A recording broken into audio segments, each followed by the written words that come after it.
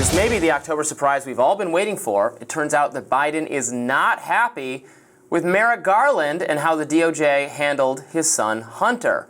In his new tell-all book, War, veteran journalist Bob Woodward offered behind-the-scenes details of President Biden's innermost thoughts. Woodward writes that Biden lamented having appointed Merrick Garland to be Attorney General. Biden is critical of Garland's handling of Hunter Biden's mounting legal woes.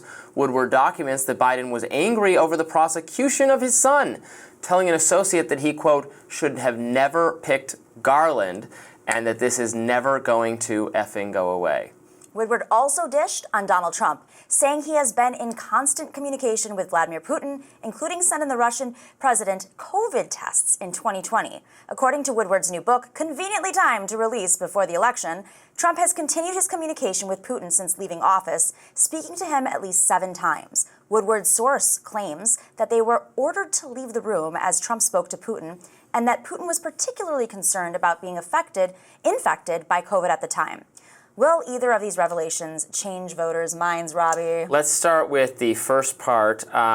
So this is interesting. So he's mad about his appointee, Merrick Garland, because Merrick Garland has taken the Hunter Biden matter with some level of seriousness. This is reminiscent of, how Trump was dissatisfied with Jeff Sessions and James Comey and, wanted greater loyalty and didn't think they should look into any sort of those things, which was a major media scandal at the time. I wonder if Biden is going to be treated by the media in similarly like, oh, how dare you have contempt for the independent judicial process. I'm betting not, but it is very interesting. I think that they'll probably take it seriously. The difference is Donald Trump just outwardly said those things about Jeff Sessions, whereas this is through sources in Woodward's book. And Woodward, obviously, Bob Woodward is an icon, and I assume he's taking all the caution in terms of his sourcing, and he has publishers who I hope are taking that seriously too.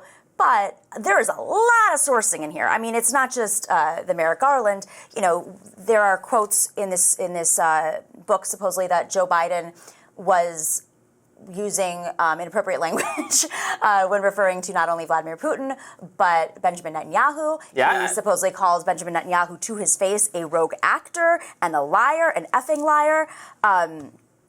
Donald Trump, the fact that there are sources within the White House at the time that say that Donald Trump would frequently have conversations with Vladimir Putin, and that Vladimir Putin told him not to talk about the COVID. I want to get, and I do want to get to that in a minute, but one more thing on that. So I don't care that Biden used, expletives or whatever, that's fine. I kind of love it, actually. But so he said all these things about Netanyahu, but again, the Israeli policy is very supportive of Netanyahu, so I just don't get it.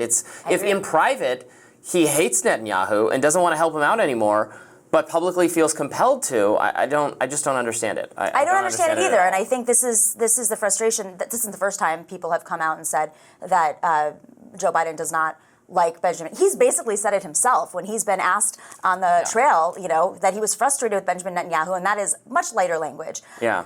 My only thought is maybe he's putting pressure on other allies to withdraw funding of weapons because it is a U.S. policy. It is not a it is not a Joe Biden policy.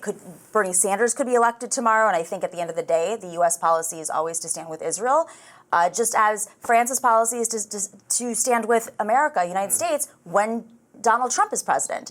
I believe that might be his mindset. I don't agree with it. You don't agree with it. This is out of control. He's a rogue actor. He himself is a terrorist at this point, and he needs to be a little bit more aggressive. That's akin to what Kamala said on, 60 Minutes the other day, when she said, she wouldn't say she's an ally of Netanyahu. She would only say she's an ally of Israel. So, okay, on the Russia stuff, I also found it, again, we will get to Trump, but the Biden administration, according to Woodward, thought that a nuclear strike by Russia on Ukraine had a 50% likelihood. To me, that is just wrong and crazy. Wow. I don't think there was. I think there's maybe a slight chance. Do I think there was? It was just as likely as not that Russia was going to use a nuclear weapon.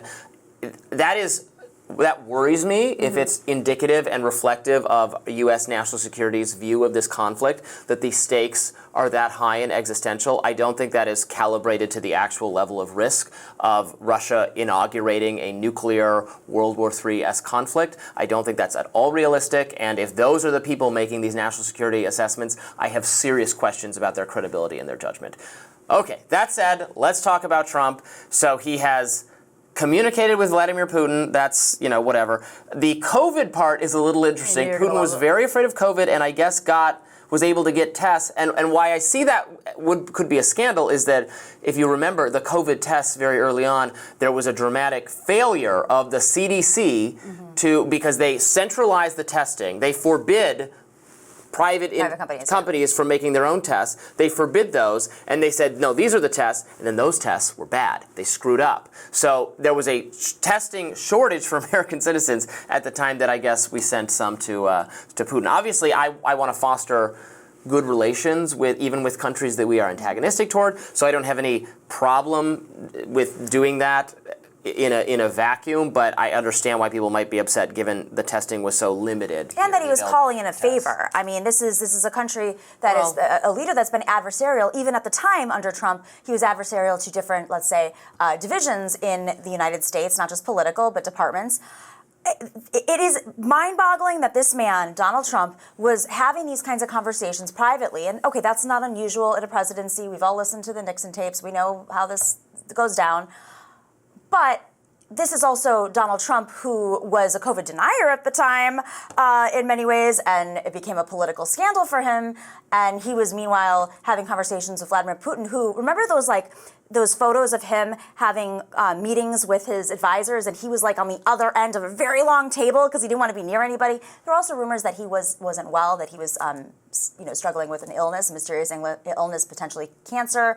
There were conversations about he was having some mental decision-making issues at the time. So maybe that is also why the 50% chance of nuclear reaction was taken into consideration. I mean, there's so much that we don't know that intelligence knows, and that is part of this report, too. I know, but I don't trust them, and I don't believe them. There's no way it was a coin flip for whether nukes were about to start flying. Nukes didn't end up flying. The closest we've come to nuclear war, all-out nuclear war, was, over the Cuban Missile Crisis, and that still wasn't even a coin flip. The only one who's actually ever used nukes aggressively was the United States at the very end of World War II.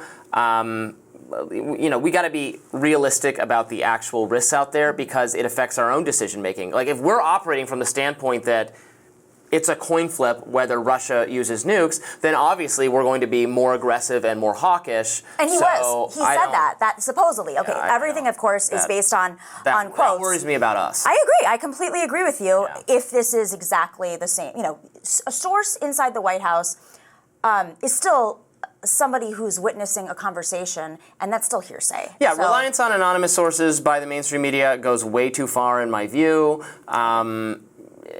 Say it on the record or don't say it is honestly the view we've gotten. Journalists, mainstream media organizations, all media, I'm not singling out a specific organization, have gotten way more comfortable just letting staffers vent their frustrations with their workplaces without any accountability or any of the kind of mechanisms for, if you're willing to say it on the record. Usually, we used to only offer those. It was true of both the Trump White House and the Biden White House. People just kind of mad about their working situation, venting about it, being allowed to do that. We used to say that was only acceptable in rare national security cases where the person's life might be endangered. We've now just said anybody can say anything about anyone and we'll print it. And no, I totally agree with you. And even with those sources, you still had to verify in other ways. But Woodward is a well-respected journalist, obviously with a long history. So I'm still going to read it. Yeah, I'm definitely going to read it. Will it impact the election? I don't know if it'll. I don't know. I mean, again, the scientists are looking at some is not ideal stuff about both Biden and Trump, I would say. I guess Biden's not even the candidate, right? It's Kamala Harris because of everything that's happened. But he didn't have enough time to report that. Maybe there's an addendum at the front of the book. There has not been enough time to do adequate reporting on Kamala Harris. On that, we agree. More Rising coming up right after this. Please stay tuned.